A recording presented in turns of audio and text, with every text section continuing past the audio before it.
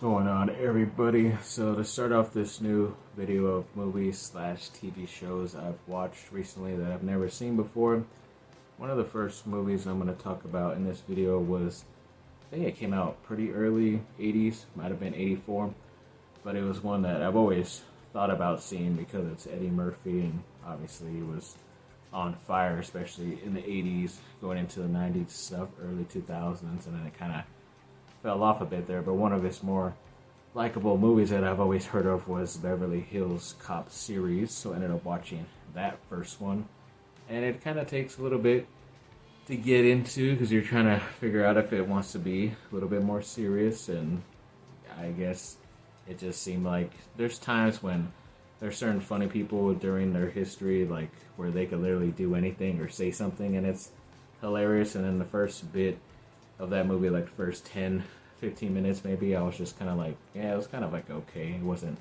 all that great or interesting of a movie, but once it got going, I was pretty interested in the whole story and the whole dynamic, and pretty cool. It's obviously like, he's really good at his job. It's almost like he has those James Bond powers where he's still able to go through in pretty dangerous situations and be able to get out alive and all this stuff and still solve the mystery or save the day. But overall, yeah, still thought it was pretty good. I would like to continue to watch the rest of the series. I want to say there's 2 more that were made pretty early in his career, and then I think the most recent one that came out on Netflix that was pretty new, just Axel Foley or whatever.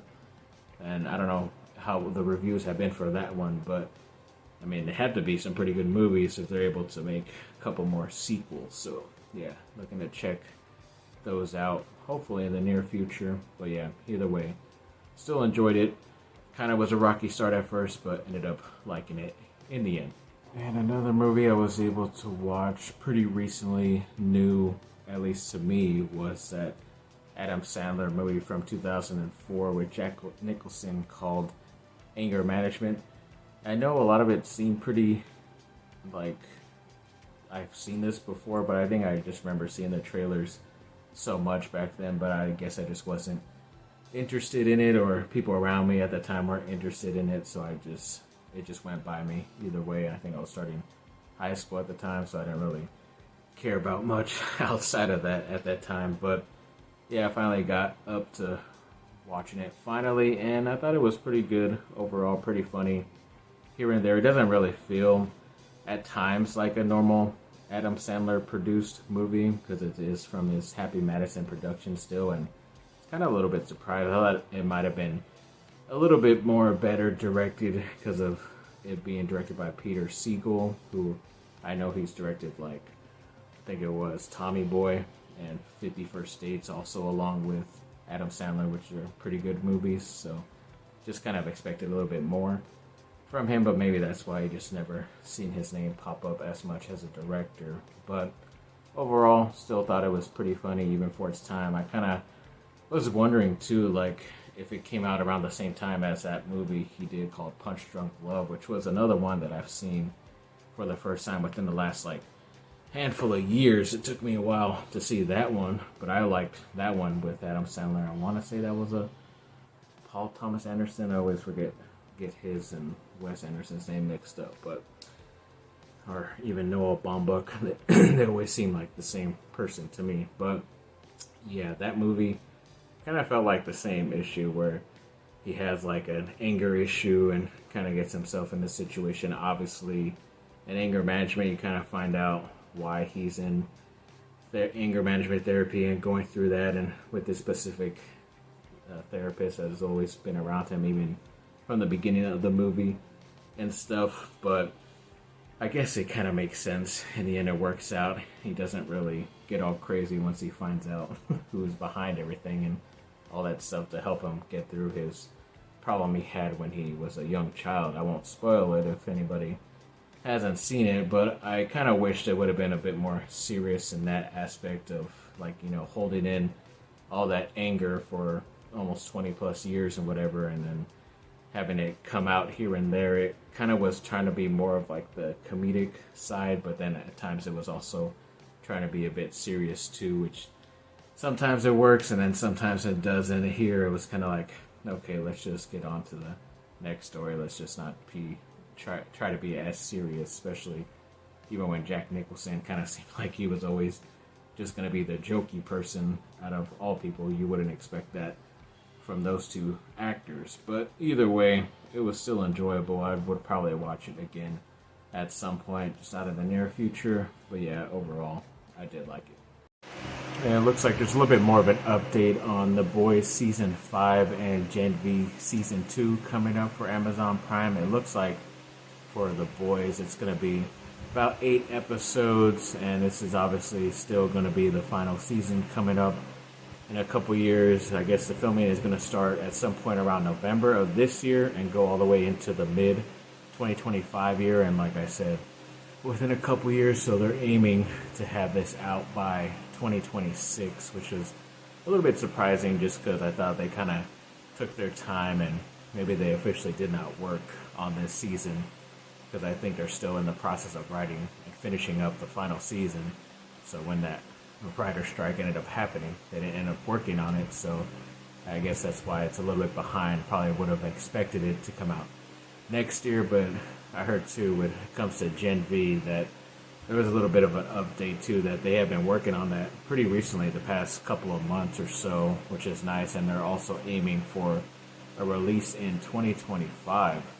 Which is pretty nice. So yeah, at least I'll get my boys fix every year. So I already got it this year.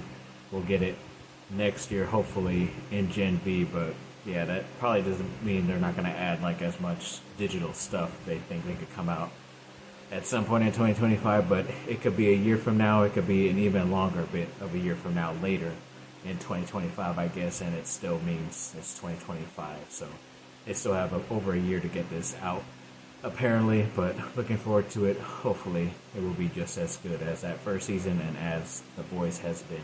And the other day I was finally able to finish a movie called Pleasantville, which I think even when it came out in the late 90s I was pretty interested in, but it just seemed like thematically like too much more like adult things to really care about at that time. Maybe that's why I just kind of pushed it away and never really thought about it until now, and saw it was free on YouTube. You just gotta watch it with ads, so checked it out there. And overall I did enjoy it. I kind of liked it. It kind of felt like a Truman Show-esque movie mixed with kind of like Back to the Future. It's kind of like where these two kids nowadays in high school, brother and sister, they're kind of going through their lives a bit separately, but the son, or the boy, the brother, likes this old show from like the 50s and 60s called Pleasantville.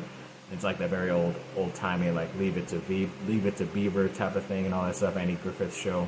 But apparently he gets some type of special remote and it gets them both sucked in to that TV show, and they're basically stuck there and kind of have to go through the TV show, which he knows well, but of course him and his sister doing different things kind of messes up the flow and getting those people to think differently and all this stuff. So it has like a lot of hidden messages there about segregation and certain other things, people living free will and in a democracy and all that stuff. But overall I still did enjoy it, and if you're willing to check it out, definitely should, because I want to see the behind the scenes, because it's pretty crazy how they keep like a lot of stuff black and white, and when people are discovering new stuff and kind of fulfilling their life in this old time town, then they become colorized, which is kind of pretty cool. So I don't know how they did that with both people on the screen, where one is black and white and the other is colored. But yeah, definitely very interesting movie if you want to check it out.